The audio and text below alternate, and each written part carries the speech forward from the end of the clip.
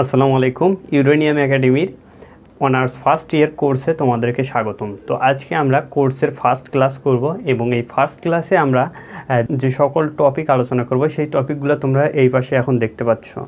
তো দেখো, এই যে আমাদের টপিকে দেখো এখানে কয়েকটা কোশ্চেন দেওয়া আছে। এই কোশ্চেন সবগুলো আজকের ক্লাসে আমরা আলোচনা করব। তো প্রথমে যদি আসি আমরা একমাত্রিক ক্ষেত্রে গতির সমীকরণগুলো, একমাত্রিক ক্ষেত্রে। তো দেখো, আমরা কিন্তু গতির সমীকরণ জানি যে এই কয়টা হচ্ছে আমাদের গতির সমীকরণ। আমরা ইন্টারমিডিয়েটে কিন্তু এই সমীকরণগুলো দেখে এসেছি। যখন আমরা একমাত্রিক ক্ষেত্রে চিন্তা করব তখন আমাদের এই সমীকরণগুলো হবে এই রকম। তো দেখো, সবই সেম থাকবে।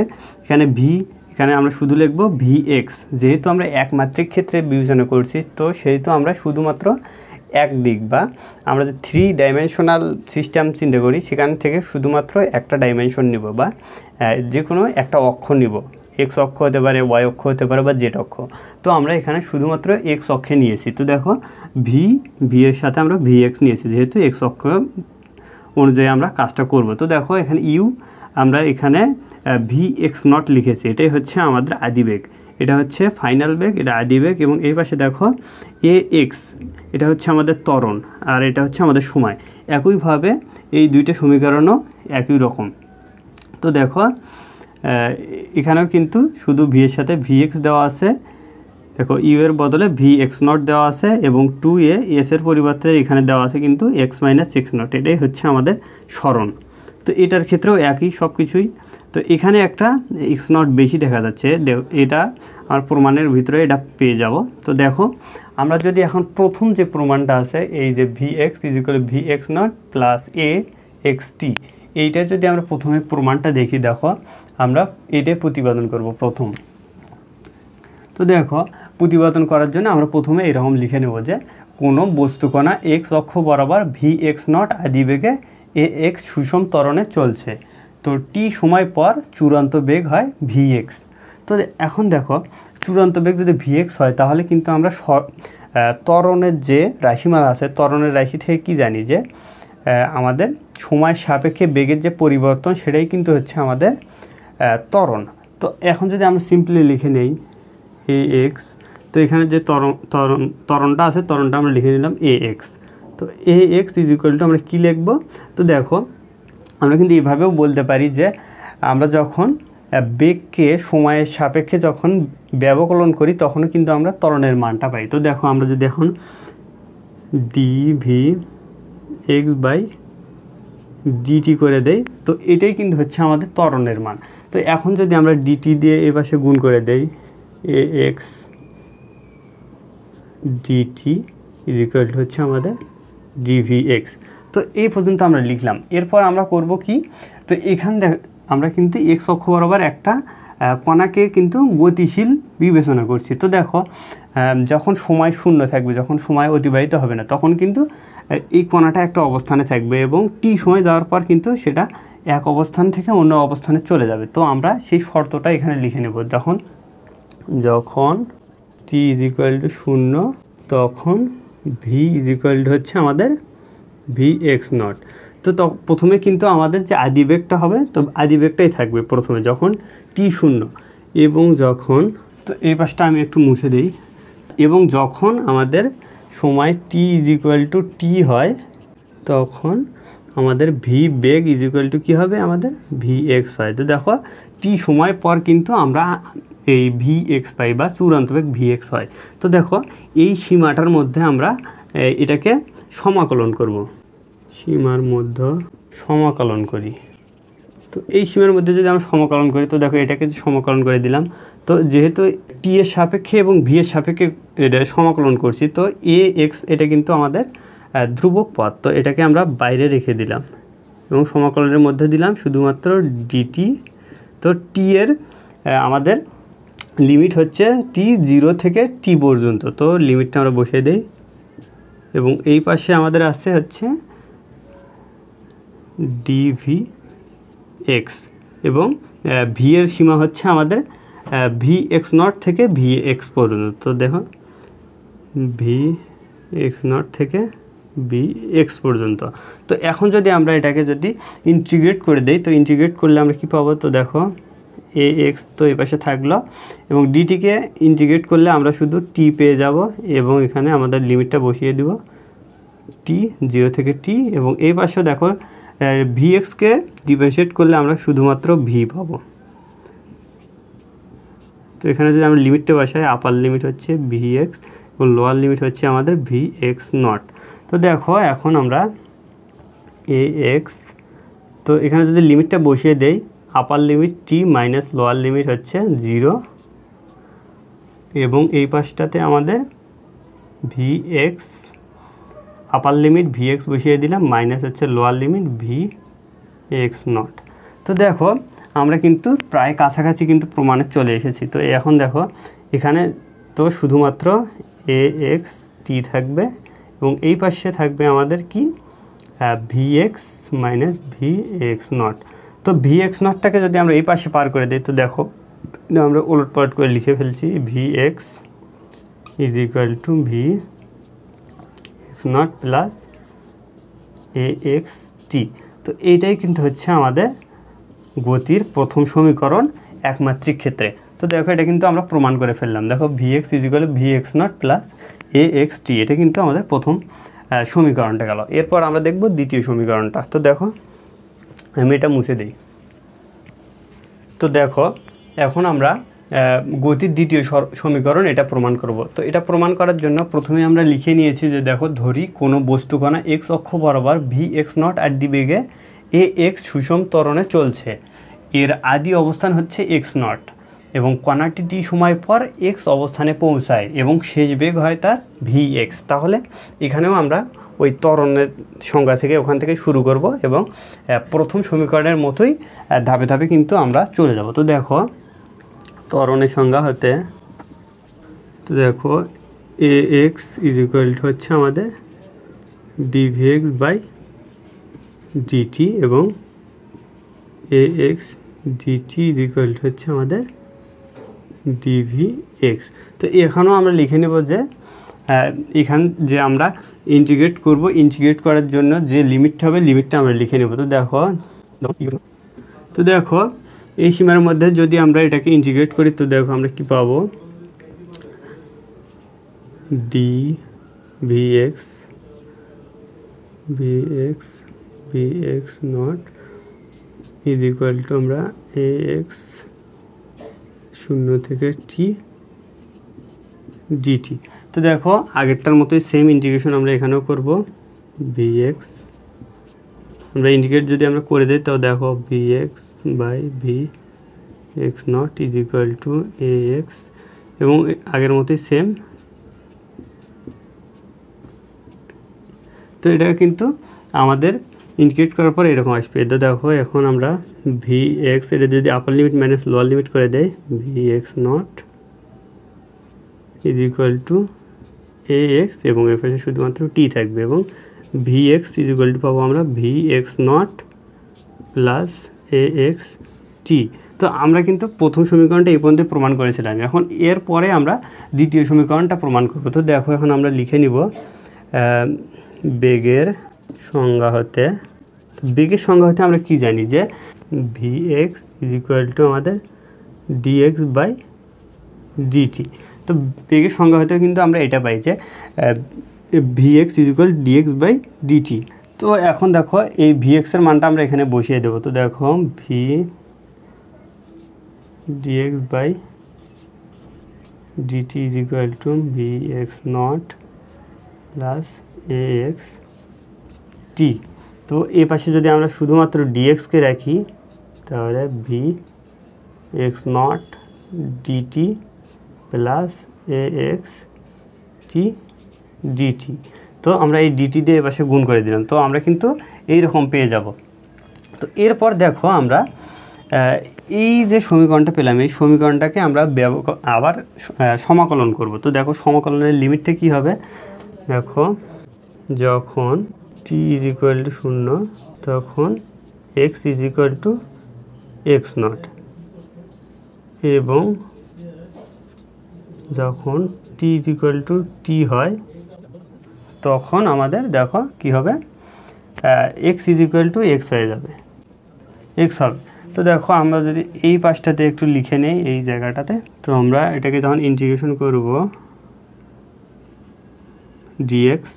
ডিএক্সকে ইন্টিগ্রেশন করব, লিমিট হচ্ছে আমাদের এক্স নট থেকে এক্স পর্যন্ত। তো দেখো এক্স নট থেকে এক্স পর্যন্ত, এবং এই পাশটাতে দেখো এখানে টি এর সাপেক্ষে করছি, তো ভি এক্স নট আমাদের ধ্রুবক বাইরে থাকবে এবং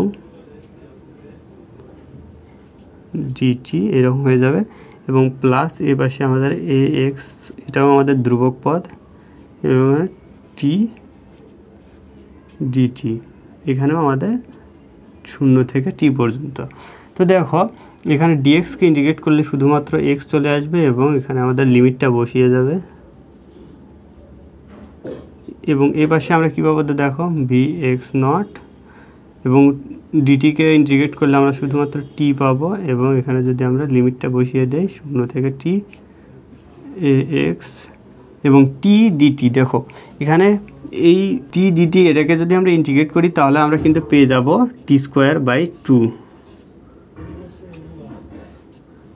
এবং লিমিটটা যদি আমরা বসিয়ে দেই 0 থেকে টি পর্যন্ত। তো দেখো এখানে আপার limit minus lower limit is equal to V X not. তো এখানে দেখো আপার লিমিট টি মাইনাস 0 করে দিলে শুধুমাত্র কিন্তু আমরা টি পাবো এখানে, তো আমরা ওই পদটা আমরা এখানে লিখলাম না। এরপর প্লাস দিয়ে এ এক্স, এবং দেখো এখানে আপার লিমিট মাইনাস লোয়ার লিমিট যদি আমরা করি তো নিচে আমাদের 2 থাকবে, উপরে থাকবে টি স্কোয়ার মাইনাস 0। তো আমরা এখানে লিমিটটা বসিয়ে দিলাম, আপার লিমিট টি মাইনাস হচ্ছে 0। তো দেখো এখানেও শুধুমাত্র কিন্তু এই 0টা আমাদের চলে যাবে, কারণ 0-এর সাথে গুণ করলে সম্পূর্ণ পদটা 0 হয়ে যাবে, আমরা শুধুমাত্র কিন্তু টি স্কোয়ার বাই 2 এইরকমই পাবো। তো দেখো আমরা এরকমই লিখে দিলাম, এক লাইন আমরা একটু শর্ট করে ফেললাম। তো দেখো এখন আমরা কি করব, এই এক্সটাকে এই পাশে রাখবো এবং ওই এক্সটাকে ওই পাশে পার করে দেবো, X naught plus B X naught T. তো এই 2কে আমরা সামনে নিয়ে চলে আসবো। তো দেখো হাফ, এই 2কে যদি বার করে নিয়েছি হাফ, এবং আমার থাকবে এ এক্স এবং টি স্কোয়ার। তো দেখো এটাই কিন্তু আমাদের প্রমাণ। তো এই যে দ্বিতীয় সমীকরণ, এটা কিন্তু আমরা প্রমাণ করে ফেললাম। তো দেখো আমরা কিন্তু কত সহজে এটা প্রমাণ করে ফেললাম। তো এই গেল দ্বিতীয় সমীকরণের প্রমাণ। তো এরপর আমরা দেখব তৃতীয় সমীকরণটা কীভাবে আমরা প্রমাণ করতে পারি। তো এবার আমরা দেখব গতির তৃতীয় সমীকরণটা, একমাত্রিক ক্ষেত্রে গতির তৃতীয় সমীকরণ। সেটা হচ্ছে দেখো V x x square is equal to V X naught square plus 2ax x minus X not. তো এটা হচ্ছে আমাদের গতির তৃতীয় সমীকরণ একমাত্রিক ক্ষেত্রে। এটা আমরা যদি প্রমাণ করতে চাই তো প্রথমে আমরা এভাবে লিখে নিব যে ধরি কোনো বস্তুকণা এক্স অক্ষ বরাবর ভি এক্স নট আদি বেগে এ এক্স সুষম ত্বরণে চলছে। এর আদি অবস্থান হচ্ছে এক্স নট এবং কণাটি টি সময় পর এক্স অবস্থানে পৌঁছায় এবং শেষ বেগ হয় ভি এক্স। তো এখন দেখো প্রথম এবং দ্বিতীয় সমীকরণের মতো এটাও আমরা শুরু করব ত্বরণের যে সংজ্ঞা হতে,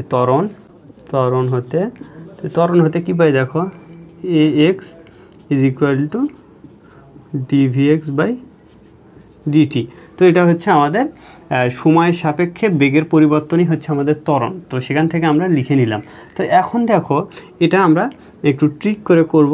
এখানে এ এক্স রাখলাম এবং ডিভি এক্স, এখানে নিচে আমরা ডিএক্স দিলাম এবং এই পাশে আমরা ডিএক্স দিলাম এবং নিচে ডিটি লিখে দিলাম। তো দেখো নিচে এবং উপরে আমরা ডিএক্স দিয়ে গুণ করে দিয়েছি। দেখো ডিএক্স যদি আমরা কাটা দিই তাহলে কিন্তু আগের মতোই আবার ডিভিএক্স বাই ডিটি পেয়ে যাব। তো এইভাবে কিন্তু লেখা যায়, কারণ এই দুটো কাটা দিলে আবার আগের মতোই আমরা পাই।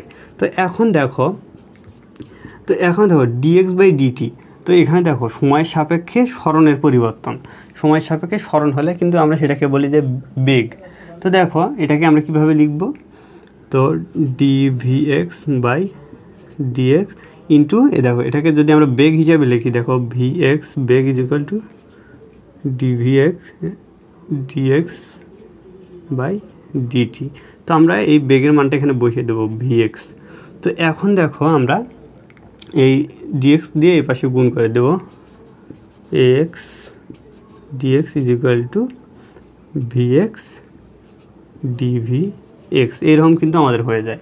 তো তো দেখো এখন আমরা এই সমীকরণটাকে আবার ইন্টিগ্রেট করব। তো ইন্টিগ্রেট করার জন্য আমাদের কিন্তু লিমিট লাগবে। তো লিমিটটা যদি আমরা লিখে ফেলি, তো দেখো যখন, তো এখানে দেখো আমাদের ডিএক্স মানে সরণ এবং দেখো ভি মানে বেগ, সরণ এবং বেগ এই দুইটার কিন্তু লিমিট লাগবে। তো দেখো যখন অবস্থান x is equal two x not, তখন বেগ ভি ইজ ইকুয়াল টু হচ্ছে আমাদের ভি এক্স নট, এবং যখন অবস্থান এক্স ইজ ইকুয়াল টু হচ্ছে আমাদের এক্স হয়,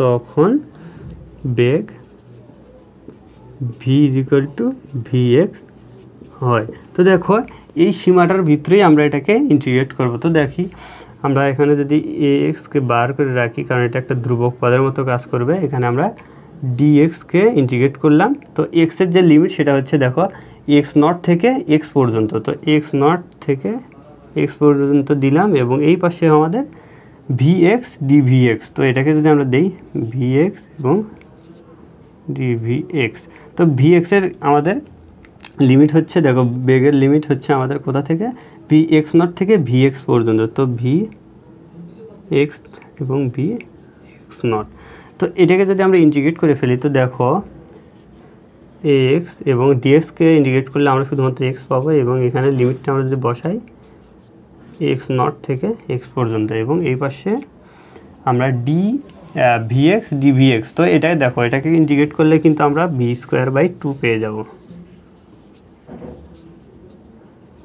ভি স্কোয়ার বাই 2 পেলাম। এবং এখানে যদি আমরা লিমিটটা বসিয়ে দিই ভি এক্স এবং ভি এক্স নট, তো এখন দেখো আমরা যদি এ এক্স, তো এখানে লিমিট বসালে আমরা কি পাবো, দেখো আপার limit minus lower limit x minus X not পেয়ে গেলাম। এবং এই পাশে আমরা পাবো কি, দেখো এখানে আমরা দেখি আপার লিমিট যদি বসিয়ে দেই V X square minus V X naught square divided by 2।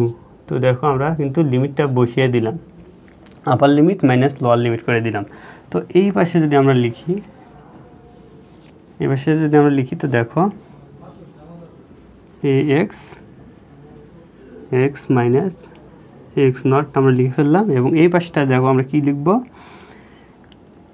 তো এই পাশের যে আমাদের 2টা আছে, 2টা যদি আমরা এই পাশে গুণ দিয়ে দিই, তো দেখো এই পাশে আমরা গুণ হিসেবে দিয়ে দিলাম, তো এই পাশে আসলো এবং ও পাশে ভাগটা এই পাশে চলে আসলো, V X square minus V X naught square.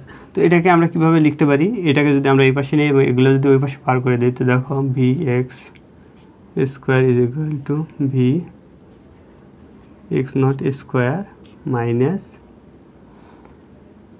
তো দেখো এটাকে আমরা এই পাশে নিলাম, তো এখানে প্লাস হয়ে যাবে। এবং দেখো 2ax x minus X not. তো দেখো আমরা কিন্তু তৃতীয় সমীকরণটাও কিন্তু আমরা প্রমাণ করে ফেললাম। তো এটাই হচ্ছে আমাদের তৃতীয় সমীকরণ। তো এখন আমরা দেখব যে এই প্রথম এবং দ্বিতীয় সমীকরণ যে দুইটা আছে, এই দুইটার যে লেখচিত্রটা আমরা দেখব, কারণ এই লেখচিত্র থেকে কিন্তু কোশ্চেন আসে। তো লেখচিত্রগুলো দেখা যাক। তো দেখো এখন আমরা গতি সমীকরণগুলোর যে লেখচিত্র আছে, তো লেখচিত্রগুলো দেখব। তো প্রথমেই আমরা যদি দেখি প্রথম যে গতি সমীকরণ, এটার লেখচিত্র, তো এটার লেখচিত্র হবে এই রকম, এবং এটা আঁকার আগে আমাদেরকে এই যে বর্ণনাটা আছে বর্ণনাটা লিখে নিলে আর কি ভালো হয়। তো দেখো আমরা লিখেছি কোনো বস্তুকণা এক্স অক্ষ বরাবর ভি এক্স নট আদি বেগে এ এক্স সুষম ত্বরণে চলছে, এর আদি অবস্থান হলে এক্স নট এবং কণাটি টি সময় পর এক্স অবস্থানে পৌঁছায় এবং শেষ বেগ হয় ভি এক্স। তো আগেরগুলোর মতোই বর্ণনাটা আমরা সেম লিখে নিব এবং এই সমীকরণটা আমরা লিখে নিব। তো দেখো এখানে দেখো এই সমীকরণকে Y is equal to C plus M X এই সমীকরণের সাথে তুলনা করলে বেগ বনাম সময়ের লেখচিত্র একটি সরল রেখা হবে এবং ওয়াই অক্ষকে ভি এক্স নট দৈর্ঘ্যে ছেদ করবে, ঢাল হতে ত্বরণ নির্ণয় করা যায়। তো দেখো এই যে Y is equal to M X plus C, এটা কিন্তু আমাদের সরল রেখা সমীকরণ। তো দেখো আমরা কিন্তু এই সমীকরণটাকে কিন্তু এই সমীকরণের সাথে তুলনা করতে পারি। তো দেখো এখানে ভি এক্সকে ওয়াইয়ের সাথে এবং এই যে ভি এক্স নটকে সি এবং এখানে এম এক্স, এখানে হচ্ছে এই দুটাকে এই দুটার সাথে আমরা তুলনা করতে পারি। তো দেখো আমরা যখন এখানে ভি বনাম টি লেখচিত্র আঁকবো, তো দেখো এক্স অক্ষে আমাদের টি গেছে সময় এবং ওয়াই অক্ষে আমাদের বেগ ভি। তো এখানে দেখো আমরা কিন্তু জানি যে প্রায় সময় এই সরলরেখাগুলো মূলবিন্দু থেকে শুরু হয়, কিন্তু এখানে একটু উপর থেকে শুরু হয়েছে, কারণ এখানে যে আমরা আদিবেগ দিয়েছি ভি এক্স নট। তো আদিবেগ থাকার কারণে একটা নির্দিষ্ট মানের বেগের পরেই কিন্তু এই বেগের বৃদ্ধিটা শুরু হয়েছে আমাদের। তো দেখো এই জায়গাটা হচ্ছে আমাদের আদিবেগ। তো উপরের দিকে বেগ এবং এই দিকে হচ্ছে আমাদের এক্স অক্ষে আমাদের সময়। তো দেখো এখানে কিন্তু বলা হয়েছে যে ঢাল হতে ত্বরণ নির্ণয় করা যায়।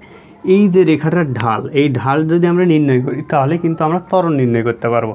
তো দেখো ঢাল আমরা কিভাবে নির্ণয় করব? তো ঢাল কিন্তু আমরা নির্ণয় করতে পারি ট্যান থিটার মাধ্যমে। তো ট্যান থিটা দেখো, tan theta is equal two কি? লম্ব বাই ভূমি। তো লম্ব বাই ভূমি। তো দেখো এখানে যদি আমরা এই দিকে যদি ভূমি ধরি এবং এই উপরের দিকে যদি লম্ব ধরি, তো দেখো ধরলাম যে আমরা উপরের দিকে এত দূর পাইছি এবং নিচের দিকে এত দূর। তো এই জায়গাটা যদি আমরা কয়েকটা অঞ্চলে ভাগ করে নিই, দেখো এইটা ধরলাম 2 4 6 এবং এখানে ধরলাম যে 2 4 6, এটা 2 এটা 4 এবং এটা হচ্ছে আমাদের 6। তো দেখো এখান থেকে আমরা কিভাবে ত্বরণটা নির্ণয় করতে পারি? তো দেখো এটা আমাদের এক্স অক্ষের দিকে কয় ঘর গেছে, দেখো 2 4 6 পর্যন্ত গেছে এবং ওয়াই অক্ষের দিকেও কিন্তু 6 পর্যন্ত গেছে। কিন্তু এখানে দেখো আমাদের কিন্তু এখানে 2 থেকে কিন্তু শুরু হয়েছে। তো দেখো আমরা শুধুমাত্র আমাদের উপরের দিকে কতটুকু উঠেছে, 2 থেকে 6 পর্যন্ত। তো দেখো আমরা কিন্তু এখানে লিখতে পারি, তো এখানে দেখো ত্বরণ ইজ ইকুয়াল টু, ত্বরণ ইজ ইকুয়াল টু কী লিখবো? তো দেখো এখানে আমাদের উপরের দিকে কত দূর গেছে, দেখো উপরের দিকে আমাদের গেছে 6 থেকে 2 বাদ দিলেই কিন্তু আমরা এই অঙ্কটা পেয়ে যাব। তো দেখো 6 - 2 এবং নিচে আমরা কি পাবো, দেখো এখানে আমরা 6 পর্যন্ত কিন্তু গেছে, এখান থেকে 6 পর্যন্ত আমরা 6 দিয়ে দিলাম। তো 6 - 2 এখানে আমাদের হয়ে যাবে 4 এবং নিচে আসবে 6। তো এখানে যদি আমরা কাটাকাটি করি, উপরে পাবো 2 এবং নিচে পাবো 3। তো আমাদের ত্বরণের মান হবে কিন্তু সেকেন্ড স্কোয়ার।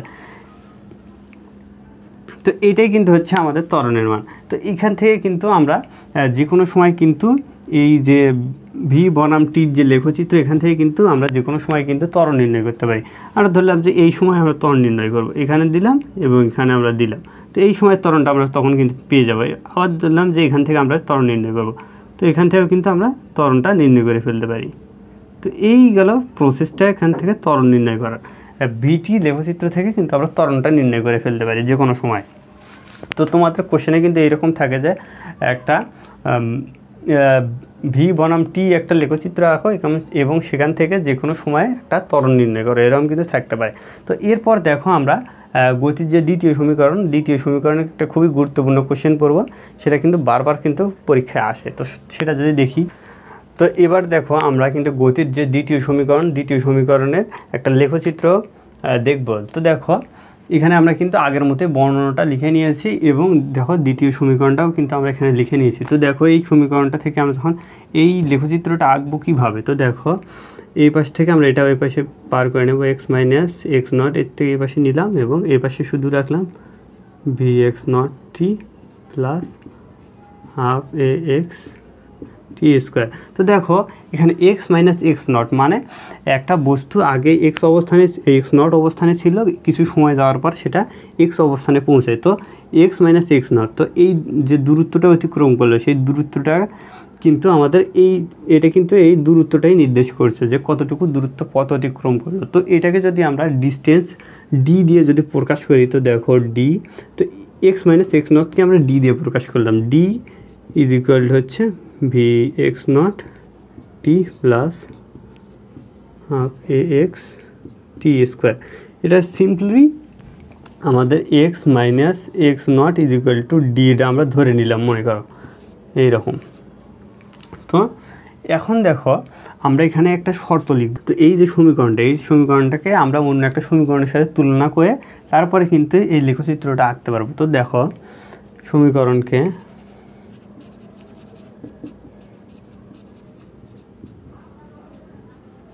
তুলনা করলে এর লেখচিত্র হবে প্যারাবোলা। তো দেখো একটা কিন্তু লেখচিত্র হবে একটা প্যারাবোলা। তো এই সমীকরণটার লেখচিত্র হয় প্যারাবোলা। তো যেহেতু এই সমীকরণটাও এই সমীকরণের মতোই, তো আমরা বলতে পারি এই সমীকরণটারও যে লেখচিত্র হবে সেটাও হবে এইরকম প্যারাবোলা। তো দেখো এখন এই বস্তুটি যদি আমরা দিয়েছি যে v(x0) হচ্ছে আদি বেগ, তো এই বস্তুটি যদি স্থির অবস্থান থেকে যাত্রা শুরু করে তাহলে কিন্তু আদি বেগ কিন্তু শূন্য হয়ে যাবে। তো লিখে ফেলি, বস্তুটি অবস্থান থেকে যাত্রা করলে v(x0) = 0 হয়। তো দেখো v(x0) যদি 0 হয় তাহলে কিন্তু এই পথটা কিন্তু আমাদের শূন্য হয়ে যাবে। তো দেখো আমরা কিন্তু শুধুমাত্র লিখে নেব d = এটা যদি আমার 0 হয় তো আমরা শুধু এই পাশটা লিখে নেব 12axt²। তো দেখো আমরা কিন্তু এই অঙ্কটা পেয়ে গেলাম। তো এখান থেকে দেখো এই হাফ যেটা, হাফ কিন্তু একটা ধ্রুবক পদ। আবার দেখো এখানে ax, এটাকে আমরা লিখেছি যে সুষম ত্বরণে চলছে, তো এটাও কিন্তু ধ্রুবক। তো এই দুটো ধ্রুবকের জন্য যদি আমরা এখানে একটা সমানুপাতিক চিহ্ন নিয়ে ফেলি, তো দেখো d সমানুপাতিক t² হয়ে যাবে। তো এটা কিন্তু আরেকটা গুরুত্বপূর্ণ প্রমাণ, সেটা হচ্ছে আমাদের যে কোশ্চেনটা তোমাদের দেখিয়েছিলাম, এই কোশ্চেনের 6 নম্বরে যে কোশ্চেনটা আছে। তো দেখো কোশ্চেনটা হচ্ছে দেখাও যে সমত্বরণে গতিশীল কণার অতিক্রান্ত দ্রুত সময়ের বর্গের সমানুপাতিক। তো এই কোশ্চেনটার অ্যান্সার কিন্তু আমরা করে ফেললাম। একসাথে আমরা এই যে লেখচিত্রটা এবার আমরা দেখব। তো লেখচিত্রটা হচ্ছে দেখো এখানে আমাদের এক্স অক্ষে দিয়েছি সময় এবং ওয়াই অক্ষে দিয়েছি আমাদের সরণ এক্স। তো দেখো এই সময় ভার্সেস এই সরণের যে লেখচিত্র সেটা হবে একটা প্যারাবোলার মতো। যেহেতু এখানে দেখো সরণ যা হচ্ছে তার সমানুপাতিক স্কোয়ার হিসেবে হচ্ছে সময়ের পরিবর্তন। তো স্কোয়ার হিসেবে যখন হবে বা এক্সপোনেনশিয়াল যখন হবে, একটা সাপেক্ষে আরেকটা যখন এক্সপোনেনশিয়াল হয় তখন কিন্তু আমাদের এই যে লেখচিত্র সেটা কিন্তু সরলরেখা না হয়ে কিন্তু প্যারাবোলা হয়ে যায়। তো দেখো এটা এক্সপোনেনশিয়াল হওয়ার জন্য কিন্তু এটা উপরের দিকে উঠে গেছে। তো এই গেল আমাদের দ্বিতীয় যে সমীকরণ, দ্বিতীয় সমীকরণের লেখচিত্রটা। তো আশা করি তোমরা বুঝতে পেরেছো। তো এরপরে আমরা দেখি কি, এরপরে আমরা কিন্তু প্রাসে চলে যাব। প্রাসটা কিন্তু খুবই গুরুত্বপূর্ণ এই অধ্যায়ের। তো এরপরে আমরা প্রাস দেখব। তো এবার আমরা এই অধ্যায়ের মোস্ট ইম্পর্ট্যান্ট যে কোশ্চেনটা সেটা হচ্ছে যে প্রাসের গতিপথের সমীকরণ প্রতিপাদন করো।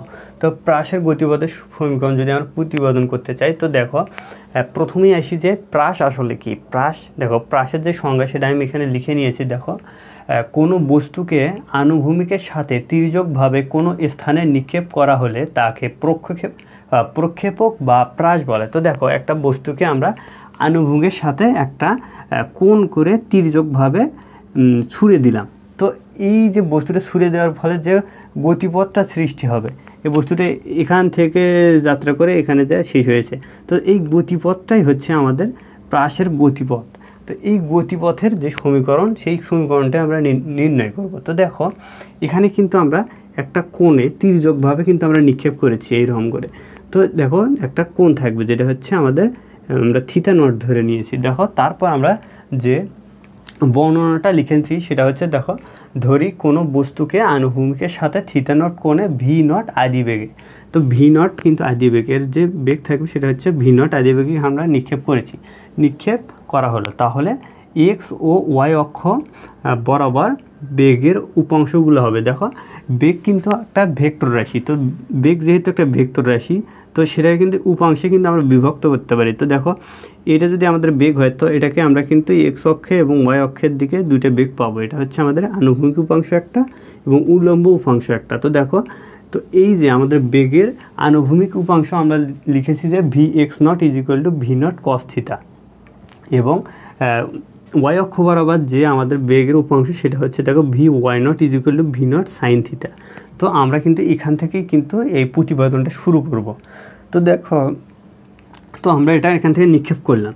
নিক্ষেপ করার কিছু সময় পর, ধরলাম যে t সময় পর বস্তুটা আমাদের এই পি বিন্দুতে পৌঁছেছে, এই বিন্দুটাতে পৌঁছেছে। তো দেখো তো আমরা লিখে নিয়েছি কোনো বস্তু এখন বস্তুটি টি সময় পর পি অবস্থানে পৌঁছালে এর উপর ওয়াই অক্ষ বরাবর অভিকর্ষ ত্বরণ -g নিচের দিকে ক্রিয়া করে। তো দেখো এটা হচ্ছে ওয়াই অক্ষ বরাবর আমাদের অভিকর্ষ ত্বরণ সবসময় নিচের দিকে আমাদের ক্রিয়া করে। তো এখানে কিন্তু অভিকর্ষ ত্বরণ জি নিচের দিকে ক্রিয়া করবে এবং যার মান হবে -g, কারণ এটা সবসময় নিচের দিকে ক্রিয়া করে, সেই জন্য আমরা সামনে একটা মাইনাস দিয়ে নিব। তো দেখো জি নিচের দিকে ক্রিয়া করে এবং এক্স অক্ষে জি এর কোনো প্রভাব নেই। তো দেখো এটা হচ্ছে এক্স অক্ষ আমাদের এই দিকে, তো জি কিন্তু কাজ করে নিচের দিকে, কিন্তু এক্স অক্ষ হচ্ছে আমাদের এই দিকে। তো সেই জন্য আমরা বলবো যে এক্স অক্ষে জি এর কোনো প্রভাব নেই, তার মানে এক্স অক্ষের দিকে যে বেগের যে উপাংশটা এক্স অক্ষের দিকে কাজ করে তার উপরে এই জি এর কোনো প্রভাব থাকবে না। তো আমরা এখানে সেটাই লিখে নিয়েছি। তো দেখো প্রভাব নেই, তাহলে গতির প্রথম সমীকরণ অনুসারে দেখো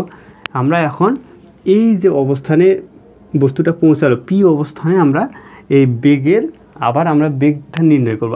আগে তো আমরা আই দি বেগ এটা পেয়েছিলাম, এখন আমরা এই পি অবস্থানে পৌঁছানোর পর আমরা আবার বেগটা নির্ণয় করব। তো দেখো প্রথম সমীকরণে আমরা কি জানি, ভি ইজ ইকুয়াল টু হচ্ছে আমাদের ভি এক্স নট প্লাস হচ্ছে আমাদের এটি। তো এখানে দেখো আমরা এই এর পরিবর্তে আমরা কিন্তু এখানে যে -gটা দিয়েছি, তো -g কিন্তু আমরা লিখে দেবো, এই ত্বরণের পরিবর্তে আমরা অভিকর্ষ ত্বরণ এখানে ব্যবহার করব। তো দেখো V X is equal to, তো এখানে যেহেতু আমাদের, তো দেখো এখানে আমরা কি করব, দেখো এই যে ভি এক্স নটের মানটা এখান থেকে বসিয়ে দেবো। তো দেখো v not cos theta not, এবং তো দেখো এখন যদি আমরা এই যে দেখো জি এর যে মান -g কিন্তু এখানে যদি আমরা বসিয়ে দিই, কিন্তু আমরা কিন্তু আগে এখানে লিখে নিয়েছি যে এক্স অক্ষে জি এর কোনো প্রভাব নেই। তো আমরা এখানে কিন্তু এক্স অক্ষের সাপেক্ষে বের করছি, তো জি এর যেহেতু প্রভাব নেই এখানে জি এর প্রভাব শূন্য হয়ে যাবে। তো এখানে আমরা +0 দিয়ে নিব। তো দেখো V of x is equal two আমরা কিন্তু পেলাম V naught cos theta not, এটাই হচ্ছে আমাদের এক্স অক্ষ বরাবর বেগের মান এই পি অবস্থানে। এখন এসি ওয়াই অক্ষ বরাবর। তো ওয়াই অক্ষে বেগের মান কি, আমরা ভি অফ ওয়াই দিয়ে প্রকাশ করব এবং দেখো আগের মতে ভি ওয়াই নট প্লাস এটি, এখানে কিন্তু এ এক্স টি হবে। তো দেখো এখানে আমরা ভি ওয়াই নটের মানটা এখান থেকে বসিয়ে দেব। তো দেখো v not sine theta not, এবং দেখো এখানে কিন্তু আমরা ওয়াই অক্ষ বরাবর কিন্তু এখানে আমরা নির্ণয় করেছি, ওয়াই অক্ষ বরাবর কিন্তু আমাদের -g কিন্তু নিজের দিকে ক্রিয়া করবে। তো এখানে কিন্তু আমরা এ এর পরিবর্তে -g বসিয়ে দেব এবং তার সাথে আমাদের টি থাকবে ভি অফ ওয়াই। তো এটাই হচ্ছে আমাদের ওয়াই অক্ষের বেগের মান পি অবস্থানে। তো এরপর দেখো আমরা এখান থেকে যদি আমরা লিখে ফেলি, তো দাগ দিয়ে নিই, তো এখানে যদি আমরা লিখে ফেলি, তো দেখো এখন কিন্তু টি সময় কিন্তু অতিবাহিত হয়ে গেছে। এখন আমরা এখান থেকে কিন্তু যে দূরত্বটা অতিক্রম করছে এই দূরত্বটা কিন্তু আমরা নির্ণয় করে ফেলতে পারি। তো দূরত্ব বা আমাদের স্মরণ সম্পর্কিত যে সমীকরণটা আছে সেটা কিন্তু হচ্ছে আমাদের গতির দ্বিতীয় সমীকরণ থেকে কিন্তু আমরা স্মরণটা নির্ণয় করতে পারি। তো দেখো টি সময় পর বস্তু স্মরণ এক্স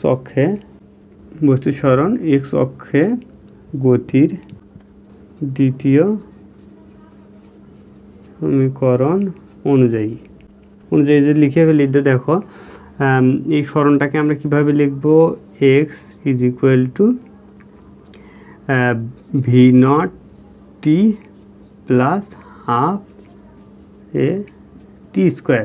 তো দেখো এখানে আমরা কিন্তু এই মানগুলো কিন্তু আমরা এখন বসিয়ে দেবো। তো দেখো এক্স ইজ ইকুয়াল টু কী হবে, ভি নটের জায়গায় আমরা বসিয়ে দেবো যে V naught cos theta, V naught cos theta, এখানে সাথে টি থাকলো প্লাস, তো প্লাস দেওয়ার পরে দেখো এক্স অক্ষে যেহেতু আমাদের জি এর কোনো প্রভাব নেই, তো আমাদের এই সম্পূর্ণটা কিন্তু আমাদের 0 হয়ে যাবে। তো আমরা শুধুমাত্র কিন্তু এইটাই পাবো। তো দেখো এখান থেকে আমরা যদি টিটা নির্ণয় করে ফেলি, দেখো আমাদের পরবর্তীতে টিটার দরকার পড়বে, সেজন্য আমরা টিটা নির্ণয় করে ফেলবো।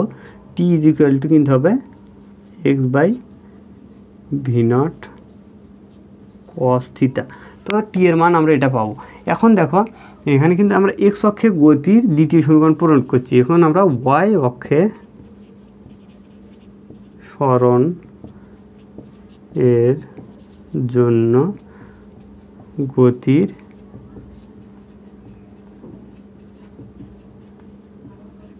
তো প্রয়োগ করি। তো ওয়াই অক্ষে যখন প্রয়োগ করব তো এই সরণটা এক্স না ধরে আমরা তখন ওয়াই ধরবো, যে ওয়াই সরণ হয়েছে এবং V naught T plus half এ টি স্কোয়ার। তো দেখো আমরা ওয়াই ইজ ইকুয়াল টু কী লিখে ফেলবো, ভি নটের জায়গায় ভি নট সাইন থিটা টি প্লাস হাফ।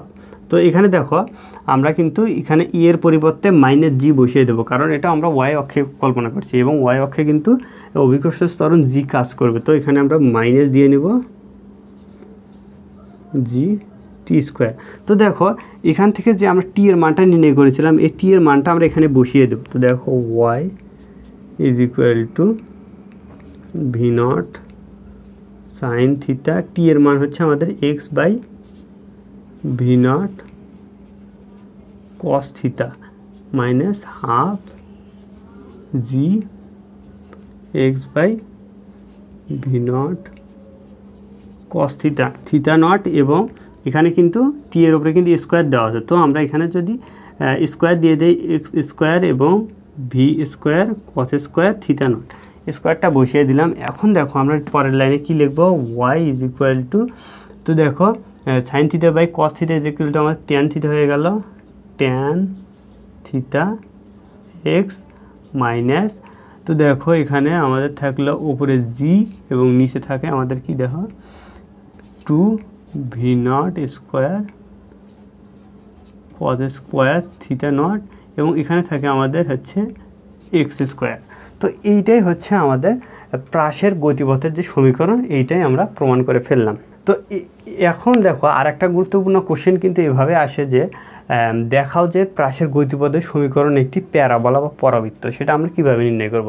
তো এখান থেকেই কিন্তু আমরা ওইটা নির্ণয় করতে পারি। তো এখানে দেখো ট্যান থিটা এটা কিন্তু একটা ধ্রুবক পদ, আবার দেখো জি এটাও কিন্তু একটা ধ্রুবক পদ, টু একটা ধ্রুবক পদ, এরপর ভি স্কোয়ার এবং কস থিটা এই সবগুলোই কিন্তু আমাদের ধ্রুবক পদ। তো এই ধ্রুবক পদগুলোর জন্য আমরা যদি লিখি, তো এই জায়গাটাতে আমরা ওই কোশ্চেনটার অ্যান্সার লিখব। এই পর্যন্ত সেম থাকবে, তারপর আমরা এখান থেকেই শুরু করব, যে ধরি tan theta is equal to B এবং G by two B not square cos square theta nought is equal to হচ্ছে আমাদের সি। তো এই দুইটা যদি আমরা ধরি বি এবং সি, তাহলে দেখো এই সমীকরণটা আমাদের কী দাঁড়ায়, Y is equal to B X minus C X square. তো এইরকম দাঁড়ায়। তো দেখো এইটা কিন্তু একটা আমাদের পরাবৃত্ত বা প্যারাবোলার কিন্তু সমীকরণ হয়ে গেল। তো দেখো আমরা তখন বলবো যে এই সমীকরণটা একটা প্যারাবোলার সমীকরণ। তো সেই জন্য বলতে পারি যে প্রাসের সমীকরণ বা প্রাসের গতিপথের সমীকরণ একটা পরাবৃত্ত বা প্যারাবোলা। তো এই হলো আমাদের এই দুইটা কোশ্চেনের অ্যান্সার। তো এরপর আমরা দেখব সর্বোচ্চ উচ্চতায় উঠতে সময়, তারপরে আমাদের আনুভূমিক পাল্লা, সর্বোচ্চ আনুভূমিক পাল্লা। তো এই কোশ্চেনগুলো এরপর আমরা দেখব। তো দেখো এবার আমরা প্রাসের ক্ষেত্রে খুবই গুরুত্বপূর্ণ একটা কোশ্চেন, সেটা হচ্ছে যে দেখো প্রাসের সর্বোচ্চ উচ্চতায় উঠতে সময় এবং উড্ডয়নকাল নির্ণয় করো। এইগুলো কিন্তু আমাদের কোশ্চেনে কিন্তু আসে, যে এই সর্বোচ্চ উচ্চতা নির্ণয়, সর্বোচ্চ উচ্চতায় উঠতে কত সময় লাগে সেটা নির্ণয় এবং উড্ডয়নকাল নির্ণয়, এগুলো কিন্তু আসে। তো এগুলো আমরা কিভাবে নির্ণয় করব সেটা দেখি। তো দেখো সর্বোচ্চ উচ্চতা আমরা কিভাবে নির্ণয় করব, দেখো সর্বোচ্চ উচ্চতা, দেখো এই বিন্দুটা কিন্তু সর্বোচ্চ উচ্চতার বিন্দু, প্রাসটা কতটা উপরে উঠেছে এই বস্তুটা, সেটাই হচ্ছে আমাদের সর্বোচ্চ উচ্চতার বিন্দু। তো এই হাইটটাই হচ্ছে আমাদের সর্বোচ্চ উচ্চতা এইচ। তো এই এইচের মানটা আমরা এখান থেকে নির্ণয় করব। তো দেখো প্রথমে আমরা লিখে নিয়েছি, আমরা জানি V square is equal to V naught square plus 2as, এটা কিন্তু একটা আমাদের গতির সমীকরণ। তো এই সমীকরণ থেকে আমরা নির্ণয় করব। তো দেখো সর্বাধিক উচ্চতায় বস্তুর বেগের উলম্ব উপাংশ শূন্য হয়, অর্থাৎ v y is equal to শূন্য। দেখো এটা আমরা কীভাবে বুঝবো যে সর্বাধিক উচ্চতায় বস্তুর উলম্ব উপাংশ কীভাবে শূন্য হয়। তো দেখো কোনো একটা বস্তুর উপরে কিন্তু বেগের দুইটা উপাংশ কাজ করে, একটা আনুভূমিক উপাংশ এই দিকে এবং একটা উলম্ব উপাংশ উপরের দিকে। তো এটার উলম্ব উপাংশটাই বস্তুকে উপরের দিকে নিয়ে যায় এবং আনুভূমিক উপাংশটা বস্তুকে এই দিক বরাবর নিয়ে যায়। তো দেখো যখন উলম্ব উপাংশ শূন্য হয়ে যাবে তখন আর বস্তুটা উপরের দিকে যাবে না, তখন বস্তুটা শুধুমাত্র এই দিক পাশ বরাবর চলে যাবে। তো দেখো এই বিন্দুটাতে এসে কিন্তু বস্তুর উপর দিকে যাচ্ছে না, শুধুমাত্র এই দিকে যাচ্ছে এবং নিচের দিকেই নামছে। তার মানে এই বিন্দুটাতে আমাদের উলম্ব উপাংশ শূন্য হয়ে গেছে। এই বিন্দুটাতে উলম্ব উপাংশ শূন্য হয়ে যাওয়ার কারণে এখান থেকে আর উপর দিকে যাচ্ছে না বস্তুটা। এটা হচ্ছে সহজ ভাষায় বলতে গেলে। তার মানে যে এই সর্বোচ্চ উচ্চতায় উলম্ব উপাংশ শূন্য, সেটাই আমরা এখানে লিখে নিয়েছি। তো দেখো এখন আমরা এই যে সূত্রটা এখান থেকে এই পাশের ক্ষেত্রে আমরা যে সমীকরণটা পাবো সেই সমীকরণটা আমরা কীভাবে লিখবো। তো দেখো ভি ওয়াই, যেহেতু আমরা উলম্ব উচ্চতা নির্ণয় করব, তো আমরা এখানে আমরা বেগের ক্ষেত্রে উলম্ব দিকের যে মানটা সেটা নিব। তো দেখো v y square is equal to, তো দেখো ভি নট স্কোয়ার আছে, তো ভি নট স্কোয়ার দেখো দেখো এখান থেকে আমরা এই মানটা নিব, ভি নটের এই মানটা নিব। তো এখানে যদি আমরা বসিয়ে দেই V naught square sine square theta not, এবং এখানে দেখো 2as আছে। এখানে আমরা যেহেতু এখানে ত্বরণ আছে, এখানে কিন্তু আমাদের এই যে ওয়াই অক্ষে কিন্তু আমাদের অভিকর্ষ ত্বরণ জি নিচের দিকে ক্রিয়া করবে। তো এখানে কিন্তু মাইনাস চলে আসবে এবং 2g আমরা এর পরিবর্তে জি লিখে নিলাম আর 2 এখানে লিখলাম। এবং দেখো এস হচ্ছে কিন্তু আমাদের সরণ। তো এখানে সরণ দেখো উলম্ব উপাংশে সরণ হচ্ছে আমাদের এই সরণ, এই দূরত্বটাই কিন্তু উলম্ব দিকে যে দূরত্বটা অতিক্রম করছে এটা হচ্ছে আমাদের হাইট। তো এখানে আমাদের হাইট দিয়ে নিলাম। তো এখন দেখো এখানে বলছে যে সর্বোচ্চ উচ্চতায় এই উপাংশটা আমাদের শূন্য হয়ে যায়। তো এইটা হচ্ছে আমাদের শূন্য হয়ে গেল এবং এ পাশে যা আছে v not square sine square theta not minus 2g এরকমই থাকবে। এখন আমরা 2g এই অঙ্কটাকে এই পাশে যদি পার করে নিই, দেখো এখান থেকে এই পাশে নিয়ে নিলাম। তো দেখো আমরা লিখে ফেলছি 2g। তো আমরা একটা লাইন এখানে শর্ট করলাম, ও পাশ থেকে এই পাশে নিয়ে নিলাম এবং এখান থেকে আমরা এইচের মানটা যদি নিই, এইচ ইজ ইকুয়াল টু দেখো v not square sine square theta naught divided by 2g। তো এইটাই হচ্ছে আমাদের সর্বোচ্চ উচ্চতায় এইচের মান। তো এরপর আসো আমরা নির্ণয় করব সর্বোচ্চ উচ্চতায় উঠতে কত সময় লাগে, সেই সময়টা নির্ণয় করব। তো দেখো সময় রিলেটেড সমীকরণ কিন্তু আমাদের এইটা যে v is equal to u plus a t, এটা কিন্তু প্রথম সমীকরণ আমাদের। এখান থেকে আমরা কিন্তু সময়টা নির্ণয় করে ফেলবো। তো দেখো আমরা জানি গতির প্রথম সমীকরণ হচ্ছে এটা এবং সর্বোচ্চ উচ্চতায় বেগের উলম্ব উপাংশ শূন্য হয়।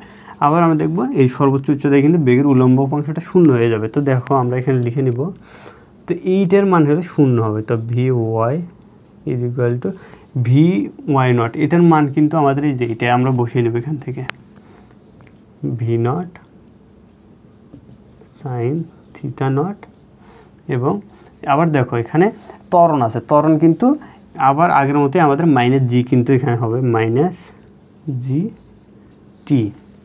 তো আমরা এখানে কিন্তু বসিয়ে নিলাম এবং এই অঙ্কটা কিন্তু আমাদের শূন্য হয়ে যাবে। তো এখানে শূন্য লিখে দিলাম B nought sine theta not minus G T.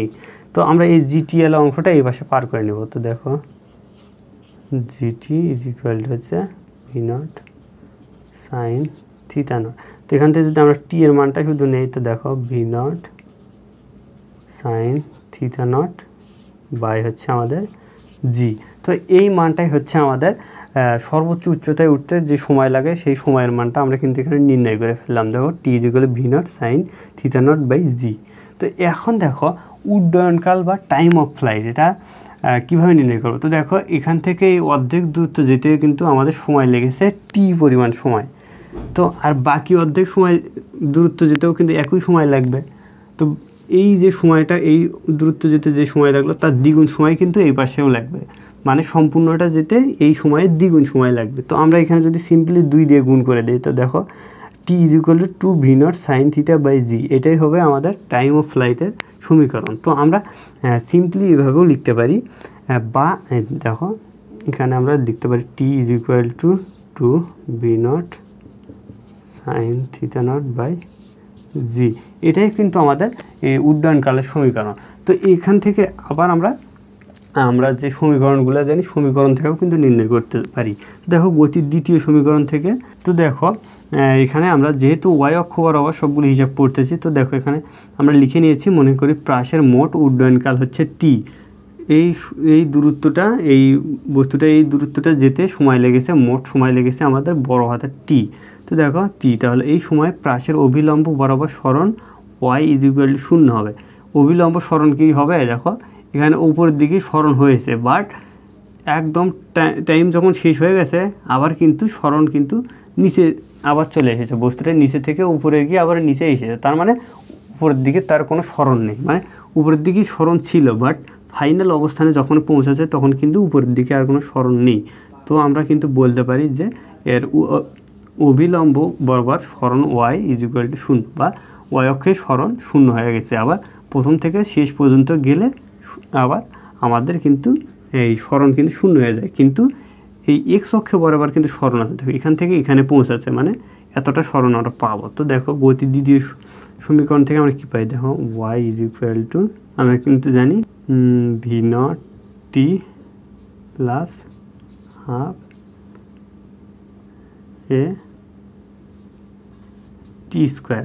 তো এটা কিন্তু আমরা জানি। তো এখানে যদি আমরা এই মানগুলো যদি এখান থেকে যদি আমরা বসিয়ে দিই, তো দেখো হ্যাঁ আমরা এই সরণ কিন্তু 0 হবে। তো এখানে যদি 0 বসাই এবং v0 এর মান কী হবে, দেখো v0 এর মান কিন্তু v0 sin থিটা হবে, v0 sin থিটা নট। তো এখানে যে টি এর মানটা হবে, টি কিন্তু আমরা কিন্তু বলেছি উড্ডয়নকাল টি বড় হাতের ধরবো। তো এই ছোটো টি এর বদলে আমরা বড় হাতের টি দিয়ে নিব, প্লাস, তো এখানে প্লাস দিব না যেহেতু এখানে অভিকর্ষ ত্বরণ জি কাজ করবে, তো এখানে কিন্তু একটা মাইনাস চলে আসবে, এবং হাফ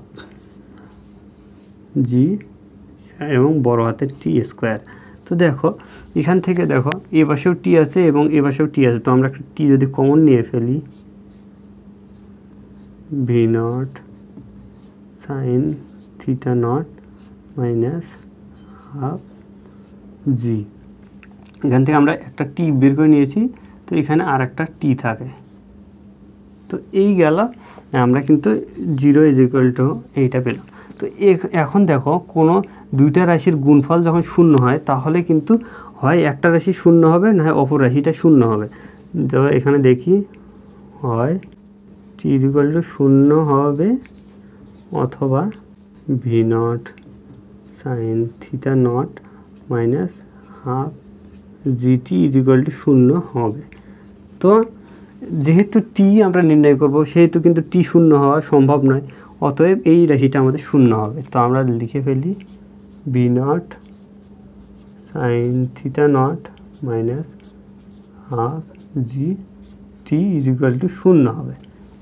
তো এখান থেকে আমরা কিন্তু এই রাশিটাকে ওই পাশে যদি আমরা নিয়ে ফেলি, তো দেখো half GT is equal two v0 sin theta not কিন্তু পেয়ে যাও। তো এখান থেকে কিন্তু আমরা টি এর মানটা বের করে ফেলতে পারতেছি। তো দেখো টি ইজ ইকুয়াল টু কিন্তু আমরা পাবো 2v0 sin theta naught divided by, দেখো জি কিন্তু চলে আসে। তো দেখো এই রাশিটা কিন্তু আমরা আগেই বলেছিলাম যে এই সময়ে দ্বিগুণ সময়ই হবে আমাদের মোট উড্ডয়নকাল টি। দেখো এখানেও কিন্তু আমাদের উড্ডয়নকাল কিন্তু আমরা একই কিন্তু বের করে ফেললাম। তো এইটাই হচ্ছে আমাদের উড্ডয়নকালের রাশিমালা। তো এরপর আমরা দেখব যে সর্বাধিক যে দূরত্ব বা এক্স অক্ষে যে আনুভূমিক সরণটা হয়েছে, এইটার মান আমরা দেখব।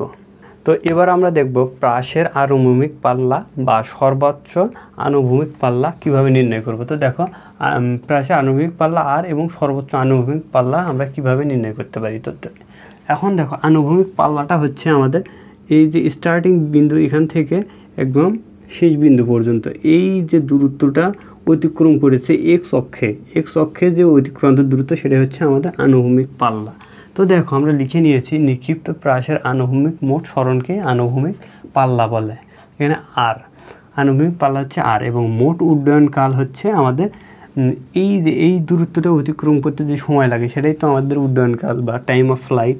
তো T is equal to 2v0 sin θ by G, এটা কিন্তু আমরা একটু আগে কিন্তু নির্ণয় করলাম। তো এটা আমরা লিখে নিচ্ছি হলে এক্স অক্ষের সরণ কী হবে। দেখো এক্স অক্ষের সরণ রিলেটেড যে আমাদের সমীকরণ আছে সেটা কিন্তু আমাদের গতির দ্বিতীয় সমীকরণ। তো সেখান থেকে দেখো আমাদের এক্স ইজ ইকুয়াল টু কিন্তু v0 t প্লাস হাফ এ টি স্কোয়ার। তো এই সমীকরণে যদি আমরা এই প্রাসের ক্ষেত্রে মানগুলো বসাই, তো দেখো এখানে এক্স ইজ ইকুয়াল টু দেখো v0 t, v0 মান কিন্তু আমরা জানি v0 cos θ0 এবং টি। তো এখানে টি এর মান কিন্তু আমরা এই বড় টিটা বসাবো, বড় টি, এবং এখানে মাইনাস এখানে। তো দেখো এখানে কিন্তু এই অংশটা কিন্তু আমাদের কিন্তু ভ্যানিশ হয়ে যাবে, কারণ এটা কিন্তু আমরা এক্স অক্ষে কল্পনা করছি। এক্স অক্ষে কিন্তু ত্বরণ কোনো কাজ করবে না, মানে অভিকর্ষ ত্বরণ কিন্তু নিচের দিকে ওই অক্ষ বরাবর কাজ করে। এক্স অক্ষে কিন্তু আমাদের জি এর কোনো কাজ নেই, তো এই অংশটা কিন্তু আমাদের শূন্য হয়ে যাবে। তো আমরা দেখো এরকম লিখে নিলাম। তো এই এক্স কিন্তু হচ্ছে আমাদের আনুভূমিক পাল্লা আর বা আনুভূমিকভাবে সরণ। তো এক্সের পরিবর্তে আমরা এখানে আর লিখে দেব। তো আর ইজ ইকুয়াল টু হচ্ছে v0 cos θ0 এবং টি। তো টি এর মান হচ্ছে এটা এখন আমরা এখানে বসিয়ে দেবো। তো দেখো আর ইজ ইকুয়াল টু cos θ0 এবং 2v0 sin θ0 বাই জি। তো দেখো এটাও উপরে এটাও উপরে, এই দুটো কিন্তু গুণ অবস্থায় আছে। তো দেখো আমরা এখানে কি লিখতে পারি, 2v0 square sin θ0 cos θ0 by হচ্ছে আমাদের জি। তো দেখো 2 sin θ cos θ, এটার কিন্তু একটা মান আছে। 2 sin θ cos θ এই সূত্র হচ্ছে আমাদের sin 2θ। তো v0 square sin 2θ0 by G, এটাই কিন্তু আমাদের আনুভূমিক পাল্লা আর। এইটাই হচ্ছে আমাদের আনুভূমিক পাল্লা আর এর যে রাশিমালা, এটাই হচ্ছে সেটা। তো এখন আমরা দেখব যে সর্বোচ্চ আনুভূমিক পাল্লা বা সর্বাধিক আনুভূমিক পাল্লা আমরা কখন পাবো, বা কত ডিগ্রি কোণে নিক্ষেপ করলে আমরা এই প্রাসটাকে সর্বোচ্চ দূরত্ব অতিক্রম করাতে পারবো। তো আমরা এখানে লিখতে পারি, এই পাশে যদি আমরা লিখে নিই সর্বোচ্চ আনুভূমিক পাল্লা। সর্বোচ্চ আনুভূমিক পাল্লার ক্ষেত্রে দেখো এই যে পাল্লাটা আমাদের নির্ভর করে কিন্তু এই থিতা কোণের উপরে। থিতা কোণটা দেখো, আবার এই থিতা কোণটা কিন্তু sin 2θ এই সম্পূর্ণটার উপরে কিন্তু নির্ভর করছে। তো আমরা যদি লিখে নিই সর্বোচ্চ পাল্লা sin 2θ এর উপর নির্ভর করে। তো দেখো যেহেতু sin 2θ উপর নির্ভর করে, তো sin 2θ সর্বোচ্চ মানই হবে যে তো সাইনের যে সর্বোচ্চ মান হবে, তো সাইনের সর্বোচ্চ মানই হবে কিন্তু এই 2θ সর্বোচ্চ মান, এবং sin 2θ যখন সর্বোচ্চ মান পাবো আমরা, তখনই কিন্তু এই সর্বোচ্চ দূরত্ব কিন্তু এটা অতিক্রম করবে। তো দেখো সাইনের সর্বোচ্চ মান, সাইনের সর্বোচ্চ মান হচ্ছে আমাদের 1। তো সাইন কত ডিগ্রির মান আমরা 1 পাই, সাইন 90 ডিগ্রির মান কিন্তু আমরা 1 পাই। তো দেখো এইটা সমান সমান আমরা লিখে ফেলবো। দেখো সাইন 2θ ইজ ইকুয়াল হচ্ছে 1 বা সাইন 2θ ইজ ইকুয়াল হচ্ছে আমাদের সাইন 90 ডিগ্রি। সাইন 90-র মান কিন্তু 1। তো দেখো এখান থেকে সাইন যদি আমরা কেটে দিই, তো দেখো 2θ ইজ ইকুয়াল হচ্ছে আমাদের 90 ডিগ্রি, এবং থিতার মান কিন্তু আমরা পেয়ে যাচ্ছি 45 ডিগ্রি। তো দেখো আমরা যখন প্রাসকে 45 ডিগ্রি অ্যাঙ্গেলে নিক্ষেপ করব, তখন আমরা সর্বোচ্চ আনুভূমিক পাল্লা পেয়ে যাব। তো দেখো আমরা এখানে লিখে দেব যে যখন প্রাসকে theta is equal to 45 degree অ্যাঙ্গেলে নিক্ষেপ করা হয়, তখনই আমরা সর্বোচ্চ আনুভূমিক পাল্লা পাবো। তো এইটাই গেল এই কোশ্চেনের অ্যান্সার। তো আশা করি আমি সবগুলো কোশ্চেনের অ্যান্সার কিন্তু তোমাদের করিয়ে দিলাম।